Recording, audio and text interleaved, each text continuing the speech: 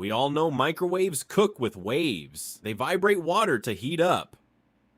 But what about radio towers? They blast the exact same waves. Can they cook a whole turkey? To test this crazy myth, the boys head to SF. To the tallest radio tower, Sutro Tower, but they got brutally rejected. Warning signs everywhere. Management said no way. Plus, according to them, the tower's power is tiny, just a few watts, way weaker than a microwave, but they aren't quitting yet. They scored a news van. It uses the same signals, but with way more power, enough to beam live TV.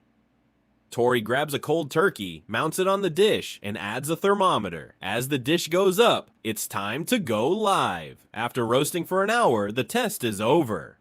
Temps went from 39 degrees Fahrenheit to 60 degrees Fahrenheit. It did heat up, but just from the hot sun. They need heavy artillery, so they rush to the coast. Hopping on a World War II ship, time for a radar barbecue. Radar blasts crazy waves too. Tori straps it to the antenna. Starting temp, a chilly 50 degrees Fahrenheit. Needs 180 degrees Fahrenheit to be safe. Everyone clears the deck. Unleash the microwaves. Captain fires up the radar. It looks like a flying eagle, spinning wild with the radar. Looks absolutely ridiculous. 1 hour later, Tori checks the temp. Shockingly, it fell to 45 degrees Fahrenheit. The wind made it colder. Even though radar and TV have way more power, wrong wavelength, and no box to trap heat. Myth completely busted.